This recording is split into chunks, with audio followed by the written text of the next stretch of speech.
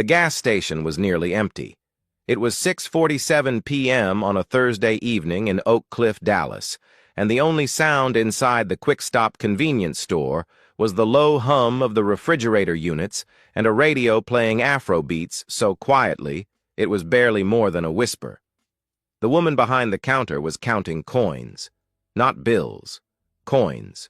Quarters, dimes, nickels, pennies, arranged in small, neat stacks on the counter beside the register, like tiny silver and copper towers. She counted them the way some people count rosary beads, methodically, reverently, like each coin was a prayer being answered 1 cent at a time. She had $3,247 saved. She knew the exact number because she checked it every night on her phone. Staring at the balance in her savings account the way other people stare at stars, with longing and the desperate hope that if she just kept looking, the distance between where she was and where she needed to be would somehow shrink. She needed $5,000. That was the number. $5,000 for a deposit on a used food truck she had found on Craigslist. A 2014 Ford step van with a flat-top griddle, a 2-burner stove, a small refrigerator, and enough counter space to serve jollof rice and puff-puff and suya to the lunchtime crowds in downtown Dallas. She was $1,753 away from everything. And then a man walked in. And fate, who had been sitting in the parking lot of that gas station for 6 days waiting for exactly this moment, fate walked in right behind him. And this is a story about what happens when the smallest act of kindness lands in the hands of someone who was sent by the universe to find it. And if you think this is just a story about a rich man and a poor cashier, you are wrong. Because fate had been writing this story for 3 generations, and the ending will leave you speechless. But before I take you back to the beginning, if you believe that fate always delivers justice, go ahead and subscribe to this channel right now and hit that notification bell. Because every week we bring you stories where every villain falls and every humble heart gets crowned. Now let's get into it. Adesewa Kolade was 30 years old, and she was tired in the way that only single mothers who work 6 days a week understand. Not sleepy tired, but bone tired. I'm the kind of tired that lives in your joints and your lower back and the space behind your eyes. The kind of tired that doesn't go away with sleep because you don't get enough sleep to test the theory. She had come to America from Lagos, Nigeria 7 years ago with her husband, Tunde. They came on diversity visas with 2 suitcases, a toddler daughter named Zara, and the kind of naive, beautiful, completely unfounded optimism that makes people leave everything they know for a country they have never set foot in. Dallas was supposed to be the beginning. For about 3 years it was. Tunde found work as a delivery driver. Adesewa worked part-time at a daycare while caring for Zara. They had a second child, a boy named Kofi. They rented a small 2-bedroom apartment in Oak Cliff. It wasn't luxury, but it was theirs. It was the start of a life. And then Tunde left. Not dramatically, not with a fight or a confession or a slamming door. He went to work on a Tuesday morning and he didn't come back. His phone went straight to voicemail. His clothes were still in the closet. His toothbrush was still in the bathroom. But Tunde was gone. A week later, Adesewa found out through a mutual friend that Tunde had moved to Phoenix with a woman he'd met online. He didn't say goodbye. He didn't leave money. He didn't ask about his children. He just vanished. Like smoke. Like he had never existed. Adesewa did not collapse. She did not have the luxury of collapsing. She had a 4-year-old and a 1-year-old and rent due in 11 days and exactly $340 in her checking account.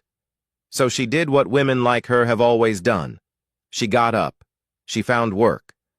She found more work. She found the quick-stop gas station in Oak Cliff that needed a full-time cashier for the day shift, and she took it. $7.25 an hour plus whatever tips customers left in the small plastic jar by the register that said, "Thank you" in faded marker. She enrolled Zara in public school. She found a neighbor, Mrs. Johnson, a retired Black American woman who lived 2 doors down, who watched Kofi during the day for $50 a week, which was all Adesewa could afford and less than Mrs. Johnson deserved. But Mrs. Johnson said, "Baby, I raised 5. What's one more?" And that was that. Adesewa worked 6 days a week, Monday through Saturday, 6 a.m. to 3 p.m. Then she picked up the kids, cooked dinner, helped Zara with homework, put them to bed, and then, in the quiet hours between 9 p.m. and midnight, she cooked. And not for her family, for the future. She made jollof rice, she made puff-puff, she made suya seasoning from scratch, she made chin-chin, she made meat pies. She packaged everything in small containers and sold them on weekends to Nigerian families in the DFW area through a WhatsApp group she had built from nothing. 47 customers who ordered every week because Adesewa's food tasted like a memory, like home, like the thing you miss most when you are 6,000 miles away from everything familiar. And every single recipe was her grandmother's. Iyabo, that was her grandmother's name. Mama Iyabo to everyone in their neighborhood in Surulere, Lagos. A small, fierce woman who had run a food stall on Adeniran Ogunsanya Street for 41 years. A woman who woke up at 3 a.m. every morning to start her jollof rice. A woman who fed students for free during exam season because she said, "An empty stomach cannot hold knowledge." A woman who never had a bank account but put 3 children through university by selling food 1 plate at a time. Mama Iyabo died when Adesewa was 22. The last thing she said to her granddaughter, sitting in a hospital bed in Lagos, holding Adesewa's hand with fingers that still smelled like thyme and curry, was, "Feed people, Adesewa. Feed them and God will feed you. That is the only business plan you will ever need." Adesewa carried those words like a second heartbeat. And now, 8 years later, standing behind a gas station counter in Oak Cliff counting coins, she was $1,753 away from honoring them. The food truck was her dream, not a vague someday dream, a specific, researched, planned, budgeted dream. And she had the menu designed. She had the name chosen, Mama Iyabo's Kitchen. She had scouted locations, the lunch crowd near the Arts District, the weekend crowd at the Bishop Arts Farmers Market. She had calculated costs, projected revenue, planned a soft launch. All she needed was the truck, and all the truck needed was $5,000 down, $1,753 to go. At her current savings rate, roughly $200 a month after rent, groceries, Mrs. Johnson, phone bill, and bus fare, she would reach it in about 9 months. 9 months felt like 9 years. But Adesewa was patient. Patience was not a choice. It was a muscle she had been building since Tunda's toothbrush started collecting dust. And then, 6:47 p.m., Thursday evening. The door of the quick stop opened, and a man walked in who was about to change the math on everything. He looked lost. And that was Adesewa's first thought. Not dangerous, not suspicious, lost. He stood just inside the doorway, blinking at the fluorescent lights like he had just emerged from somewhere dark. He wore a plain navy blue t-shirt that was slightly wrinkled, khaki pants that looked expensive but were deliberately rumpled, and brown leather shoes that were too nice for someone who looked this disoriented. No jacket, no bag. He was tall, about 6'1", with deep, rich, dark brown skin, a strong, broad face, a wide, flat nose, deep-set dark brown eyes that moved around the store with an expression that mixed confusion with something else Adesewa couldn't quite place, a neatly trimmed salt and pepper beard that was more silver than black, and close-cropped hair that was almost entirely gray. He was somewhere in his mid-50s, and he carried himself with an underlying physical confidence, shoulders back, spine straight, that contradicted the confusion on his face. He walked to the counter slowly. His hands were in his pockets. He looked at Adesewa. "I'm sorry. Excuse me.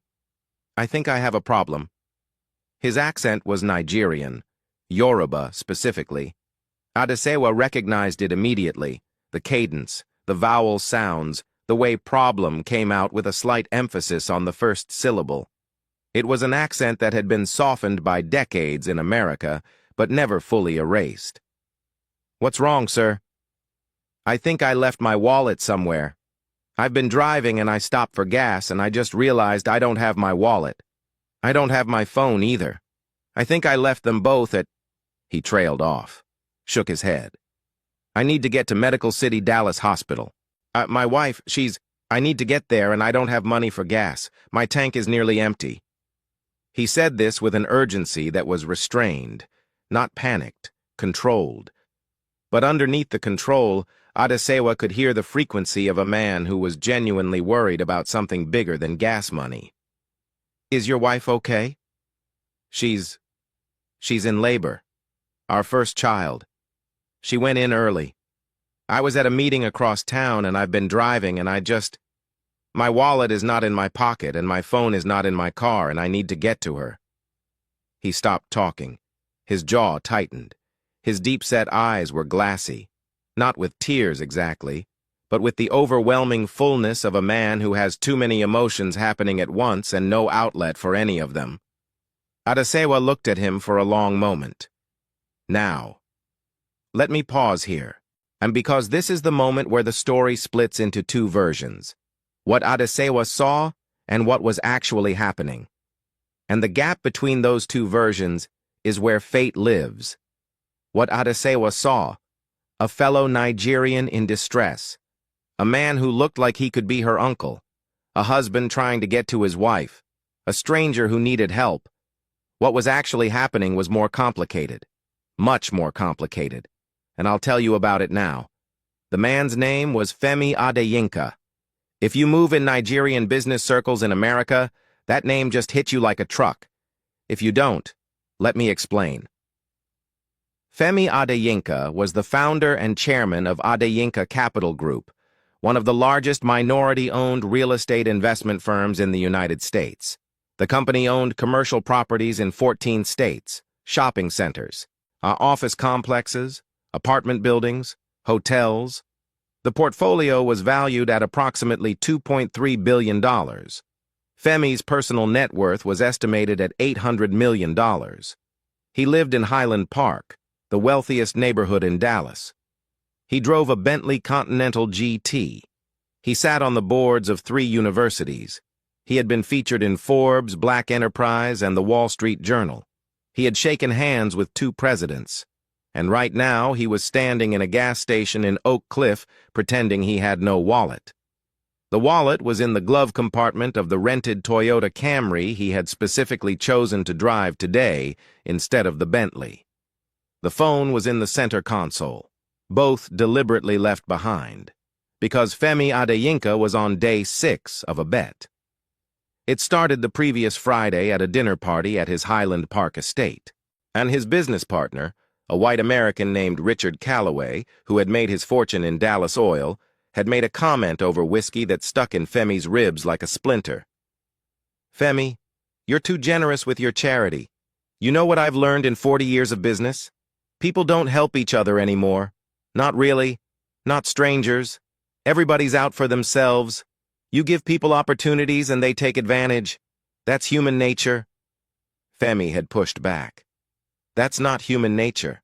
That's the nature of the people you surround yourself with." Richard laughed. "Fine. Prove me wrong. Go out there, not as Femi Adeyinka the billionaire, but as nobody, a regular man. Walk into random businesses. Pretend you're in trouble. See how many people help you. I bet you $1 million, $1 million, that you won't find genuine. A selfless kindness in a week of looking. Define genuine. Someone who helps you with no expectation of return. Someone who gives you something they can't afford to give. Someone who looks at a stranger in need and chooses to make that stranger's problem their own. That's what I'm talking about. Real kindness. Not performative niceness. Real kindness." Femi took the bet. $1 million. 7 days. If Femi found genuine selfless kindness, Richard would donate $1 million to Femi's charitable foundation. If Femi didn't find it, Femi would donate $1 million to Richard's alma mater. And so for 6 days, Femi Adeyinka, billionaire, board member, Forbes fixture, drove a rented Camry to gas stations, restaurants, convenience stores, and small businesses across the DFW Metroplex. He dressed down, and he left his wallet and phone hidden. He approached counters and registers with the same story, some version of, "I'm in trouble and I can't pay." Day 1. A gas station in Frisco. The cashier shrugged and said, "Can't help you, man. No money, no gas." Day 2. A restaurant in Arlington. The waitress called her manager, who told Femi to leave. Day 3. A convenience store in Garland. The cashier offered to let Femi use the store phone to call someone but wouldn't cover any costs. Day 4. A gas station in Mesquite. The cashier was sympathetic but said store policy prohibited them from giving away merchandise. Day 5. A pharmacy in Irving. Femi changed the story slightly, said he needed to buy medicine for his sick child. The pharmacist said she couldn't help without payment and suggested he go to an emergency room. 5 days. And 12 businesses. Sympathy in a few, policy in most, genuine selfless action in none. Richard was winning, and Femi, who had built his entire philosophy of life around the belief that human beings are fundamentally good, was starting to wonder if his philosophy was wrong. Day 6, Thursday. He almost didn't go out. He sat in his Highland Park study looking at the Camry keys on his desk and thought about conceding. 5 days was enough data. Richard was right.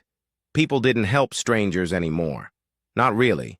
Not at cost to themselves. But something made him pick up the keys. Something he couldn't name. A feeling.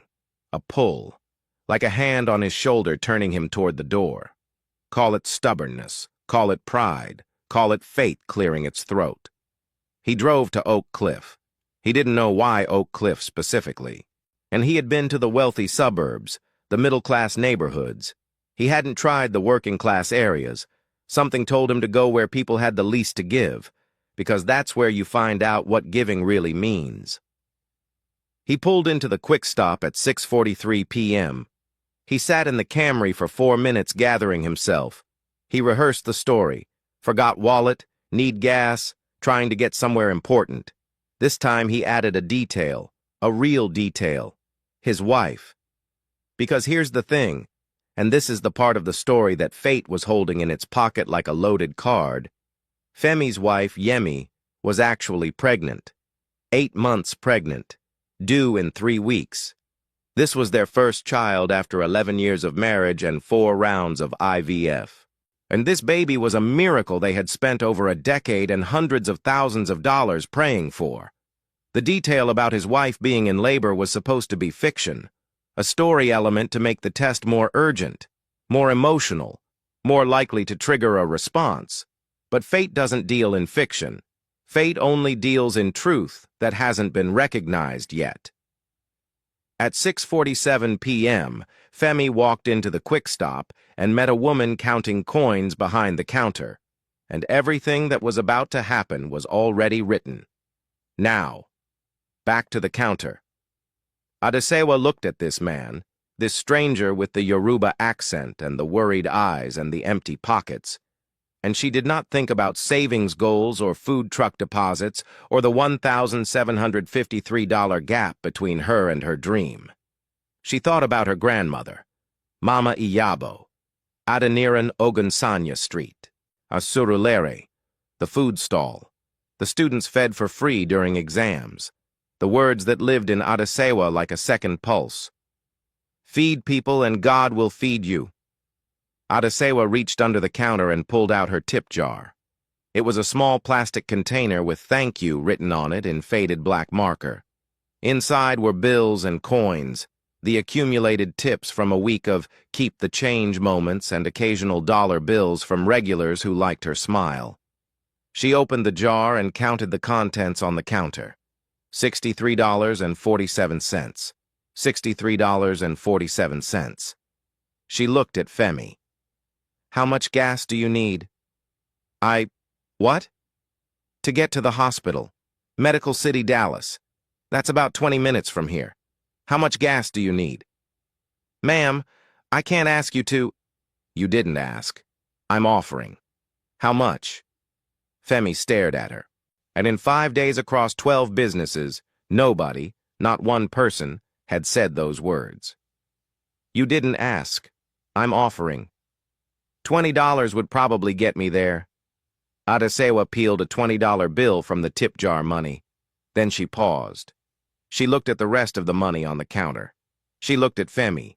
She picked up the remaining $43.47 and held it out to him. Take all of it. Ma'am, your wife is having a baby. You might need to eat something. You might need to buy her something. You might need parking money. Just take it. You can pay me back whenever. Or don't. It's fine. She said, it's fine, the way people say it when it is absolutely not fine. When the money being given away represents hours of standing on aching feet and smiling at people who don't always smile back. But she said it anyway. Because Mama Iyabo didn't raise a granddaughter who watched people struggle and counted coins while they drowned. Femi took the money. His hands were not acting anymore. They were genuinely trembling, because something was happening that he had not planned for. He had expected either rejection or reluctant minimal assistance. He had not expected a woman behind a gas station counter to empty her tip jar into a stranger's hands with the calm certainty of someone following a commandment older than both of them. Thank you, he said, and he meant it in a way he had not meant those words in a very long time. Go to your wife, Adesewa said, and congratulations on the baby. She smiled, a real smile, wide, warm. A smile that had survived a husband who disappeared, a savings account that grew like grass, and 6 days a week on her feet in a gas station in Oak Cliff. A smile that cost her nothing to give and was worth more than anything Femi could price. Femi walked out. He got in the Camry. He sat in the driver's seat for a full minute, staring at $63.47 in his hand. And then his phone, the phone he had hidden in the center console, rang. He hadn't turned it off. He had just put it out of sight. And now it was ringing. He grabbed it. It was Yemi, his wife. Femi, you need to come to the hospital, now. His blood went cold. Yemi? What? My water broke. I'm at Medical City. Your mother is driving me. Femi, the baby is coming. The baby is coming now. 3 weeks early. Where are you? Femi's hands were shaking for real now. Not part of any test. Not part of any bet. His wife was in labor. On 3 weeks early. His first child. The miracle baby. And he was in a gas station parking lot in Oak Cliff with $63 from a cashier who didn't know his name. He started the engine. He pulled out of the quick stop.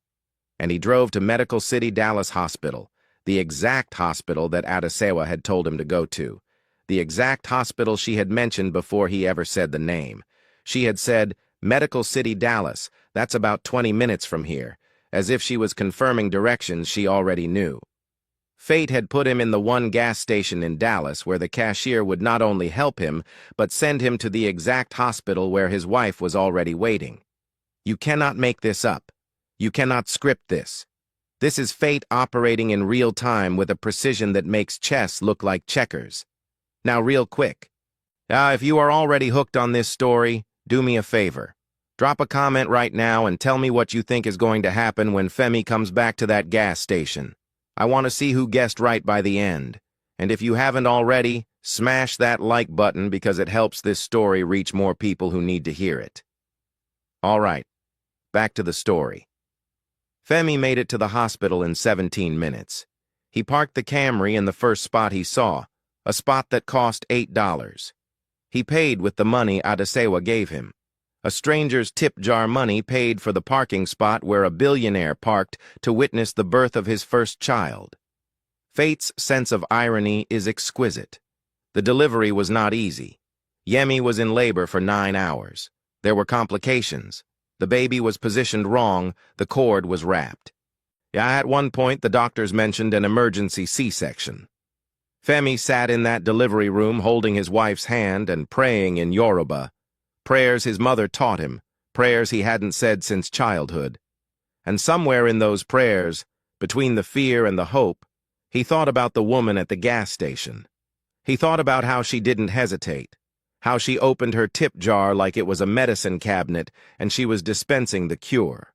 How she said, "You didn't ask, I'm offering," as if the distinction mattered. And it did matter. It mattered because asking puts the burden on the person in need. Offering puts the power in the hands of the giver. Adesewa understood that instinctively. She understood generosity not as a response to a request, but as a choice made freely. At 4:12 a.m. on Friday morning, Iyabo Adeyinka was born.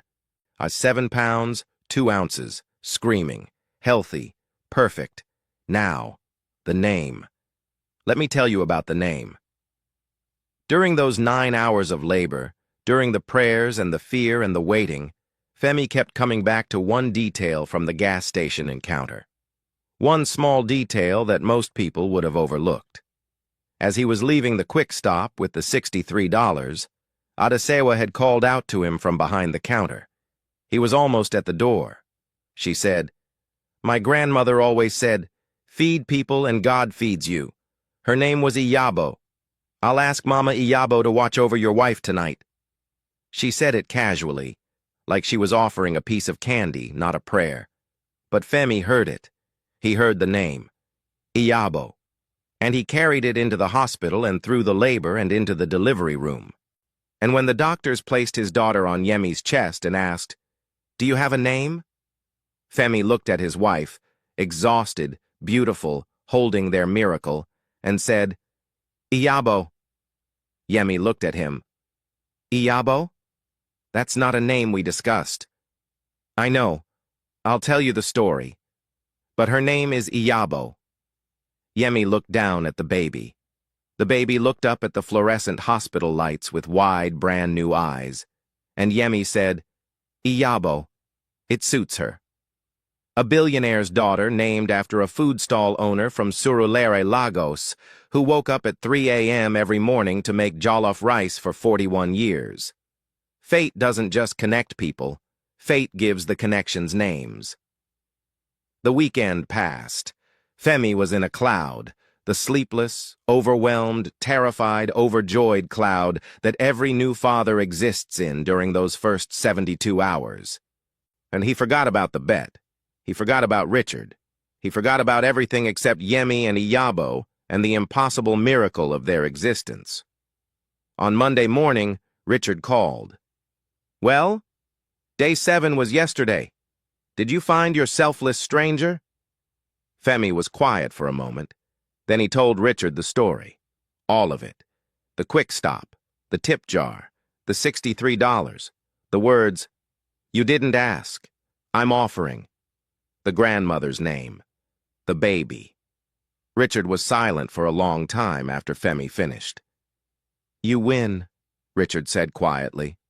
"The $1 million is yours. I'll wire it to the foundation today." "I don't want the money in the foundation." "Then where?" "I want to give it to her. Not directly. She wouldn't accept it. But I want to change her life the way she changed mine. Not because of a bet. It's because it's right." Richard paused. "What do you have in mind?" "I need to find out what she needs, what she dreams about, what she's counting those coins for." And so Femi did something he had not done in years. He did his own research, not through assistants or analysts, personally. He drove back to Oak Cliff, not to the gas station, not yet. He went to the neighborhood. He talked to people. He found Mrs. Johnson, the retired neighbor who watched Adesewa's son. Mrs. Johnson was suspicious at first, but when Femi explained who he was and showed her his ID, his real ID, her suspicion turned to tears. "That girl works harder than any human being I have ever known," Mrs. Johnson said. "She's been saving for a food truck. She wants to sell her grandmother's recipes. Every night after those kids go to bed, she's in that kitchen cooking and packaging food for her weekend orders. She barely sleeps. She never complains. And every Sunday she brings me a plate of jollof rice that makes me want to slap somebody. It's so good." Femi laughed. Then he asked, "How much does she need for the food truck?" She told me she's about $1,700 short. $1,700. That was the distance between Adesewa and her dream. $1,700 that would have taken her 9 more months of standing behind a gas station counter collecting quarters. Femi went to work. He didn't just buy a food truck. He called his operations team and said, "Find me the best food truck manufacturer in Texas. I want a brand new custom build, top-of-the-line kitchen equipment, commercial-grade everything. And I want it wrapped." Wrapped in what? A name. Mama Iyabo's Kitchen. Find a designer. Make it beautiful. Make it look like the kind of truck that people photograph before they eat from it. The truck cost $127,000. Femi paid for it the way most people pay for a cup of coffee, without hesitation and without checking the balance. He also set up a business account with $50,000 in operating capital. He engaged a lawyer to register the business, obtain all necessary permits and licenses, and file the food handler certifications. He arranged a 1-year lease on a premium food truck parking spot at the Bishop Arts Farmers Market, the exact location Adesewa had scouted herself, and he established a college fund for Zara and Kofi, Adesewa's children, $100,000 each, in trust, accessible when they turned 18. In total investment, approximately $427,000, plus the $1 million from the bet that Richard wired to Femi's charitable foundation, which Femi redirected into a grant program for immigrant women entrepreneurs in Texas. All because a woman opened a tip jar.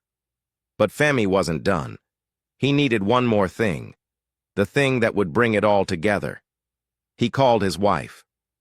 "Yemi, I need you to do something for me." "What?" "I need you and Ayabo to come with me to a gas station in Oak Cliff." "Femi Adeyinka, if you don't explain..." "I'll explain in the car, but bring the baby. It's important." "Hold on. Before I reveal what happened next, if this story has had you glued to your screen, hit that like button right now. And if you are not subscribed yet, what are you waiting for? Subscribe and turn on notifications so you never miss a story. Because what happens next is the part nobody saw coming. Thursday, exactly 1 week after the tip jar moment, 6:30 p.m. Adesewa was behind the counter at the Quick Stop. Same position, same uniform, a blue polo with the Quick Stop logo, same radio playing soft Afro beats, same tip jar with "thank you" in faded marker. She had already mentally moved on from the stranger. She hoped his wife was okay. She hoped the baby was healthy. She had said a prayer for them that night, and then she had gone back to counting coins. $3,183.47. She had actually gone down since last Thursday because she had to replace Kofi's shoes. He was growing so fast his toes were pressing against the front of his sneakers. And that cost $60 she couldn't spare but spent anyway because her son was not going to school in shoes that hurt his feet. At $1,816.53 to go. Maybe 10 months now instead of 9. The math was moving in the wrong direction, but Adesewa didn't dwell on it. Dwelling was a luxury. She adjusted the number, recalculated the timeline, and kept going. That's what women like her do. They adjust and continue. The door opened. 3 people walked in. First, a tall, broad-shouldered man in a beautifully tailored charcoal gray suit, silver gray, close-cropped hair, neatly trimmed salt and pepper beard, deep-set dark brown eyes that locked directly onto Adesewa the moment he entered. He looked completely different from the confused, walletless stranger from last week. He looked like what he was, a man of enormous power and resources who had temporarily set those things aside and was now picking them back up. And behind him, a beautiful Nigerian woman in an elegant cream-wrapped dress, her hair in a regal updo, moving carefully with the tenderness of a woman who gave birth 8 days ago. She carried a baby in her arms, a tiny bundle in a yellow blanket, sleeping. Behind them, 2 more people, a man in a dark suit carrying a leather portfolio, a woman with a professional camera. Adesewa recognized the first man immediately, Not as a billionaire, as the stranger, the man whose wife was in labor, the man she gave her tip jar to. "You came back," she smiled, that wide, warm, surviving everything smile. "Is that the baby? Oh my God, is that the baby? Let me see." She came around the counter, something she never did, and walked toward Yemi and the baby with the unself-conscious delight of a woman who loves children and cannot help herself. "Oh, she's beautiful. Look at her. She's so tiny. What's her name?" Femi and Yemi exchanged a glance. Yemi smiled. Femi's eyes were already glistening. "Her name is Iyabo." Adesewa stopped. Her hand, which had been reaching toward the baby's tiny fist, froze in midair. "What?" "Her name is Iyabo. We named her after your grandmother." Adesewa's face went through something that no amount of acting training could replicate. Her eyes widened, her lips parted, her brow furrowed, her chin trembled. She looked at Femi. She looked at Yemi. She looked at the baby. She looked back at Femi. How do you... I told you my grandmother's name? You told me as I was walking out the door. You said, her name was Iyabo. I'll ask Mama Iyabo to watch over your wife tonight. I carried that name into the delivery room. And when my daughter was born, it was the only name that felt right. Adesewa's hand went to her mouth. Her eyes filled. The tears came, not one at a time but all at once, a flood that she couldn't stop and didn't try to stop. You named your baby after my grandmother? Yes. After Mama Iyabo, the jollof rice woman, from Surulere? After the woman who taught you that feeding people is the only business plan you need? Yes. Adesewa broke. She sobbed. Standing in the middle of a gas station convenience store in Oak Cliff, Dallas, Texas, in her blue polo shirt with the Quick Stop logo, surrounded by chip racks and energy drink coolers and the faint smell of gasoline, she sobbed the way you sob when something you've been carrying for years is suddenly, unexpectedly, impossibly acknowledged by a stranger who had no obligation to notice it. The man with the portfolio stepped forward. He opened it and removed a folder. Femi composed himself, barely, and said, Adesewa, last Thursday you gave me $63.47. You gave it without hesitation. You gave it from your tip jar, money that you earned standing here 6 days a week. You didn't know who I was. You didn't ask for anything in return. You simply saw a stranger in need, and you gave what you had. He paused. My name is Femi Adeyinka. I am the chairman of Adeyinka Capital Group, and I am here because last Thursday, a woman at a gas station taught me something I had forgotten. That kindness is not a transaction. It's a decision, and you made that decision in 3 seconds. Adesewa was staring at him, and tears still running. The other customers in the store, there were 4 of them, had completely stopped what they were doing. A man holding a bag of chips stood frozen near the Doritos rack. A woman at the coffee machine had turned around with her cup suspended in midair. 2 teenage boys near the candy aisle were slack-jawed. The gas station had gone silent. Femi continued. Mrs. Johnson told me about your food truck dream. She told me about Mama Iyabo's recipes. She told me about the $5,000 you've been saving for coin by coin. He nodded to the man with the portfolio, who stepped forward and opened the folder in front of Adesewa. Inside was a photograph, a food truck, brand new, custom-built, gleaming white with a bold, beautiful design, warm African colors, illustrations of jollof rice and puff-puff and suya, and across the side in elegant, joyful lettering, Mama Iyabo's Kitchen. Adesewa looked at the photograph. Her hands were shaking so badly the photo was vibrating. This is yours, Femi said.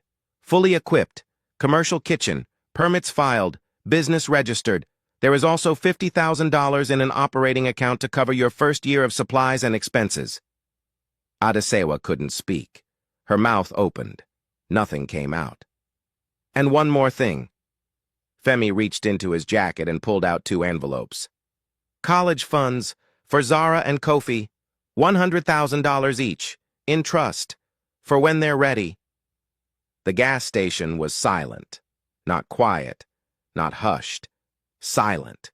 The same silence that happens when the ordinary rules of the universe are suspended and something miraculous walks through the door. The man with the chips had put them down, and he was crying. The woman at the coffee machine was crying. The two teenagers were filming on their phones. The store manager, a middle-aged Indian man named Raj, who had employed Adesewa for 3 years, had come out of the back office and was standing in the doorway with his hand over his mouth and tears running into his mustache. Adesewa looked at the photograph of the food truck. She looked at the college fund envelopes. She looked at baby Iyabo sleeping in Yemi's arms. She looked at Femi. And then she said something that broke everyone in the room. "Mama Iyabo is watching this." She said it quietly, simply, with absolute certainty. Not as a metaphor, not as a poetic statement, as a fact. The same way you'd say the sun is out or it's Thursday. A fact. She's watching this and she's saying, "I told you. I feed people and God feeds you. I told you, Adesewa." She laughed through her tears. A bright, breaking, joyful, grief-touched laugh that held 41 years of jollof rice and 3 a.m. mornings and a food stall on Adeniran Ogunsanya Street, and a woman who never had a bank account but changed the world one plate at a time. Yemi stepped forward. She held out baby Iyabo to Adesewa. "Would you like to hold your granddaughter's namesake?" Adesewa took the baby. Tiny Iyabo nestled into her arms like she had been there before. Like she recognized the warmth. Like somewhere in her brand-new soul she already knew the name she carried and the woman it belonged to. Adesewa held that baby and cried, and smiled, and cried, and laughed. And the gas station, the quick stop on the corner in Oak Cliff where nothing extraordinary ever happened, became the most sacred room in Dallas. The woman with the camera captured everything. Not posed shots. Not staged moments, real moments. Adesewa holding the baby, Femi wiping his eyes, Yemi with her hand on Adesewa's shoulder, Raj in the doorway crying, the tip jar on the counter with "thank you" in faded marker, the photograph of the food truck. Those photos would later appear in the Dallas Morning News, in Black Enterprise magazine, and across Nigerian social media where they would be shared over 400,000 times. But that was later. In that moment, there was no media, no strategy, no publicity play. There was just a gas station, a tip jar, a baby named after a grandmother, and the sound of fate exhaling. And the following month, Mama Iyabo's kitchen rolled out for the first time at the Bishop Arts Farmers Market. Adesewa served jollof rice, puff-puff, suya, and meat pies from a truck so beautiful that people photographed it before they ordered. She sold out in 2 hours and 40 minutes. By month 3, she had a second location, a lunch spot near the Arts District. By month 6, she hired 2 employees. By year 1, Mama Iyabo's Kitchen was one of the most popular food trucks in Dallas, with a waiting list for catering and a feature in Texas Monthly magazine. Adesewa quit the quick stop, but she went back every Friday to bring Raj a plate of jollof rice, free. Because Mama Iyabo said feed people. She didn't say only feed people who can pay. Zara started a cooking journal, writing down every recipe her mother taught her. At the same way Adesewa had learned from Iyabo. The chain was unbroken, grandmother to mother to daughter, a line of women who fed the world one plate at a time. And Femi? He became a regular at the truck. Every Saturday morning he showed up with Yemi and baby Iyabo. He stood in line like everyone else. He paid full price. He never asked for special treatment. One Saturday, Adesewa asked him, "Why do you keep coming? You can eat anywhere in the world." Femi looked at her. Then he looked at baby Iyabo in the stroller, chewing on her own fist. Then he looked at the truck, Mama Iyabo's Kitchen in bright letters on the side. "Because this is the best jollof rice in Dallas, and because my daughter should grow up eating the food of the woman she's named after." Adesewa smiled. That smile. The one that survived everything. Mama Iyabo would have liked you, she said. Mama Iyabo sent me to your gas station, Femi replied. I'm sure of it. And Fate, sitting at a picnic table nearby, eating puff-puff, watching the whole scene, smiled too. If this story touched you, hit the like button right now. It costs you nothing, but it means everything for this channel. Drop a comment and tell me, do you believe Mama Iyabo was watching that day? I want to hear your honest answer. Share this video with someone who needs to hear this message today. And if you are not subscribed yet, join the family right now. We drop new stories every single week where fate always keeps the score. Hit subscribe. Hit the bell. I promise you the next story will hit even harder than this one. So, 3 lessons. In first, what you give when you have almost nothing is worth more than what the wealthy give from their overflow. Adesewa's $63 was not $63. It was hours on her feet. It was coins counted one by one. It was a dream delayed. It was everything she could spare and a little bit more. When she opened that tip jar, she wasn't spending money. She was spending herself. And that is the kind of giving that the universe recognizes above all else. Second, you never know who fate has placed in front of you. The stranger at the counter might be a test. The person asking for help might be the answer to a prayer you haven't prayed yet. The confused man with no wallet might be carrying the keys to your future in his pocket. Treat every encounter as sacred. And because you do not know which one fate is using to write the next chapter of your life. Third, the names we carry and the names we give are not accidents. Iyabo, a grandmother in Surulere who fed people at 3 a.m. Iyabo, a baby born at Medical City Dallas Hospital to a billionaire and his wife. The same name, the same spirit.